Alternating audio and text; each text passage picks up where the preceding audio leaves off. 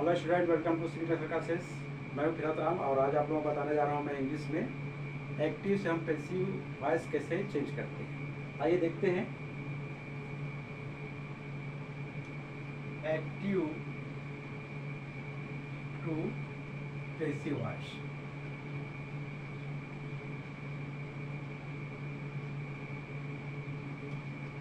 Rule for changing,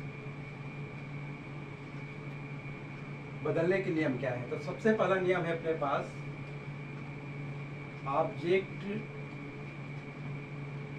को subject बनाते हैं।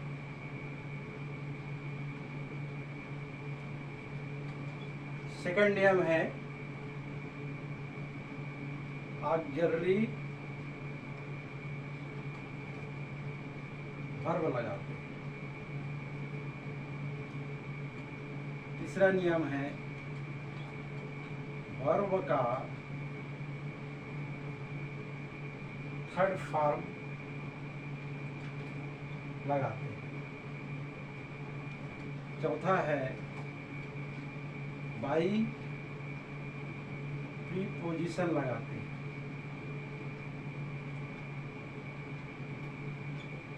और पांचवा एवं अंतिम नियम है सब्जेक्ट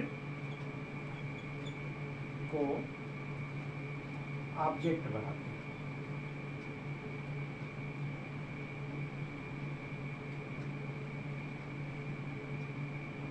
हमारे दैनिक जीवन में भी आप लोग देखा है कि हम यदि अकॉर्डिंग टू रूल चलते हैं तो हम बहुत सेफ जोन में रहते हैं, बहुत अच्छा काम हमारा होता है। यहाँ भी एक्टिव से पैसिव वॉइस में हम चेंज करेंगे तो उसके के 5 जो नियम हैं ये बहुत महत्वपूर्ण नियम है। ऑब्जेक्ट को सब्जेक्ट बनाते हैं। ऑब्जेक्ट क्या है? जो अंत में रहता है, और सब्जेक्ट का जो पहले रहता है। आपने देखा होगा सेंटेंस चैप्टर में पढ़ाया था subject verb and object, this is the order of, ये ऑर्डर है उसका कि पहले सब्जेक्ट रहेगा, आफ्टर देन वर्ब, फिर ऑब्जेक्ट। ऑक्सिलरी वर्ब में बताया मैं आपको ऑक्सिलरी वर्ब क्या क्या होता है? Am, is, are, was, were, can, could, may, might इत्यादि याद होता है। वर्ब जैसे आपके पास है वॉक, गो, कम, ये वर्ब है। बाई प्रीपोजिशन एंड सब्जेक्ट को ऑब्जेक्ट। आइए एग्जांपल के माध्यम से देखते हैं।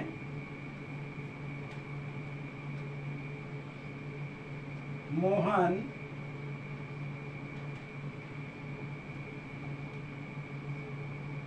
Walk in the garden.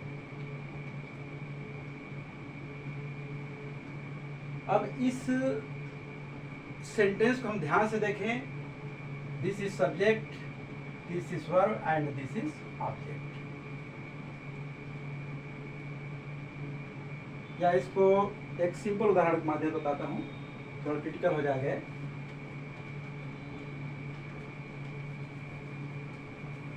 एक सिंपल ज़्यादा समझेंगे उसको। Mohan it's an apple.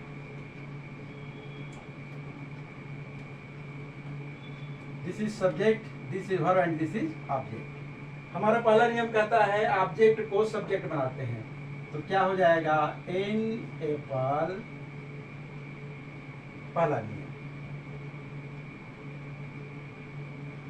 Second नियम कहता है ऑक्सिलरी वर्ब लगाते हैं। ऑक्सिलरी वर्ब लगाते हैं तो कैसे लगाते हैं? तो अकॉर्डिंग टू सेंटेंस का जो वर्ब है वो सेंटेंस पहले किस टेंस में है ये हमें कैलकुलेट करना है। आफ्टर देन उस टेंस में ऑक्सिलरी वर्ब क्या क्या रहता है। जैसे हम यहाँ पर देखते हैं it's, this is the first form of verb, तो ये क्या हो गया? प्रेजेंट टेंस हो गया। प्रेजेंट टेंस में आपके पास ऑक्सिलरी वर्ब है एम, इज, आर। तो एम, इज, आर में क्या लगेगा? ये बताएगा इस सब्जेक्ट के आधार पर एन एप्पल, एक एप्पल, ये कहता है क्या? Each. An apple each singular number है, इज प्लूरल नंबर है, बता आर। एन एप्पल इज, अब ये वर्ब का third form, eat, ate, eaten, eaten. उसके बाद है चौथा नियम by preposition, after then subject of object. Mohan है तो मोहन।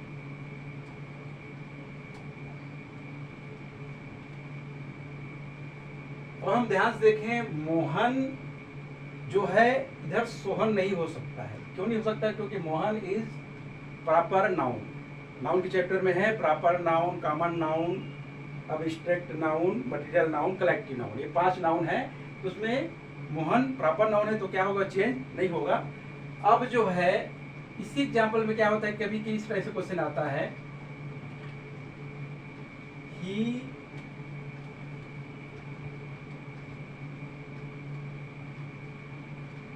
Writes a letter.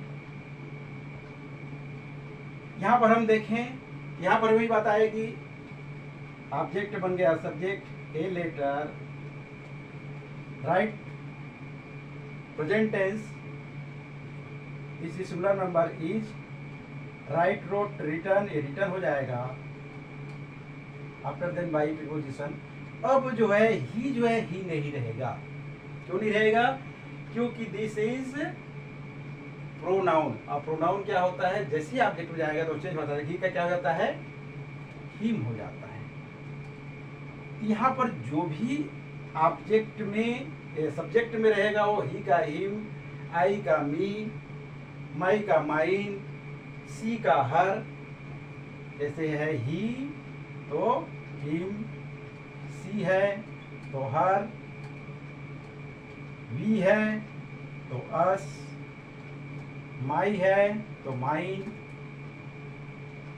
दे है तो देम, इत्यादि इत्यादि। इस तरह से ये सब्जेक्ट है तो ये ऑब्जेक्ट। और जस्ट यदि ऑब्जेक्ट में हिम है तो ही हो जाएगा, अस है तो वी हो जाएगा, हर है तो सी हो जाएगा, माइनस। कहने का मतलब ये है कि दिस इज सब्जेक्ट है तो ये ऑब्जेक्ट में चला बनेगा, और ये ऑब्जेक्ट है तो सब्जेक्ट। ये जस्ट रिवर्स फंक्शन में काम करता है। अब देखते हैं हम एक एग्जाम्पल, ये प्रेजेंट टेंस का एग्जाम्पल है। अब हम इसमें पास्ट टेंस वाला कुछ एग्जाम्पल देखेंगे। आपके जितने भी हमने टेंस के चैप्टर में पढ़ाया था, indefinite, continuous, perfect and perfect continuous, सारे के सारे का ये आपको मिलेगा। जैसे है सीता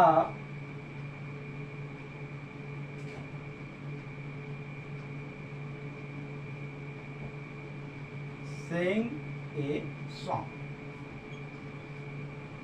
यहाँ पर देखिएगा, हमको सब्जेक्ट को ऑब्जेक्ट को सब्जेक्ट बनाना है, ए सॉन्ग। अब ये सिंग, सेंग, संग सेकंड फॉर्म में है, माने पास्ट टेंस में है। पास्ट में आगे क्या है? Was and were. अब ये क्या है? सिंगुलर नंबर, तो क्या हो जाएगा? वाज, ए सॉन्ग वाज, ये क्या हो जाएगा? सिंग, सेंग, संग, संग बाई। उसी प्रकार से यदि आपके पास फ्यूचर इंडेफिनिट का है, जैसे सोहन विल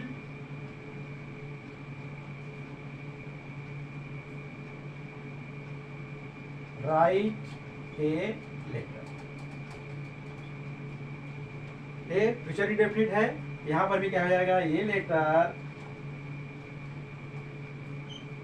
अब यहाँ पर आप देखेंगे मेन वर्ब तो राइट है, विल क्या है? ऑक्सिलरी वर्ब है, तो ये विल का क्या हो जाएगा? Will be, will be. A letter will be write wrote written, written by so on. फिर उसके बाद हम फिर एग्जाम्पल देखें कंटिन्यूअस का। कंटिन्यूअस में जैसे आपके पास हो जाएगा आई एम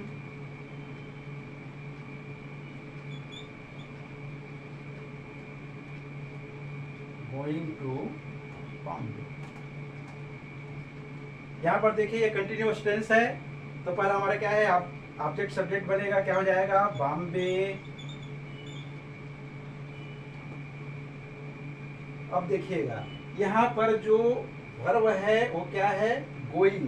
गोइंग माने दिस इज द इंग फॉर्म ऑफ वर्ब। हमने उस दिन बताया था 3 जो वर्ब होता है वो present, past and past participle, after then ing form and s या es form.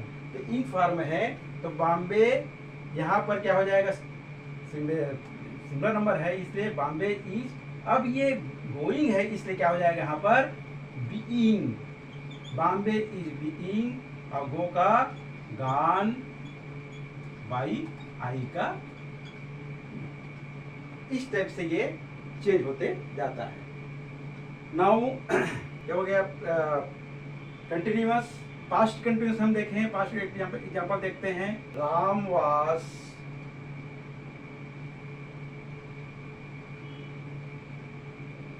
Playing a football. A football object बन गया सब्जेक्ट, ए फुटबॉल। अब देखिएगा ये फुटबॉल सिंगुलर नंबर इसलिए क्या रहेगा, वाज ही रहेगा, वाज। फिर यहाँ पर ही क्या हो जाएगा, बीइंग हो जाएगा, प्ले का प्लेड हो जाएगा, बाई राम। तो इस तरीके से ये चेंज होते जाता है। फिर हम एग्जाम्पल और देखते हैं। The has eaten a mango. यहाँ देखें ए मैंगो। अब देखेंगे mango this is also singular number, क्या हो जाएगा हैज। लेकिन हैज के साथ क्या लगता है यहाँ पर, बीन लगता है। जैसे यहाँ पर गोइंग रहा तो क्या लगा, बीइंग लगा। उसी प्रकार से हैज क्या लगा, बीन लगा। Has been a mango has been eaten by. तो इस प्रकार से ये आपका परफेक्ट प्रेजेंट परफेक्ट का एग्जांपल। उसी प्रकार से हम पास्ट परफेक्ट का भी एग्जांपल देख सकते हैं। पास्ट परफेक्ट एग्जांपल देखें।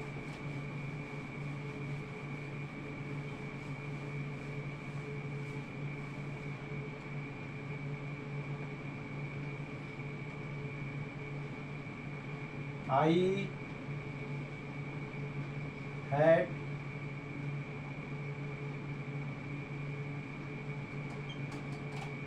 passed the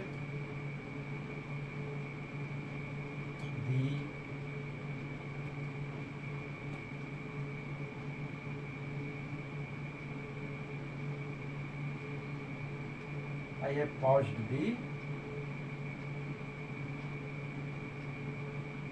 triple E example है। ऑब्जेक्ट सब्जेक्ट बन जाएगा दी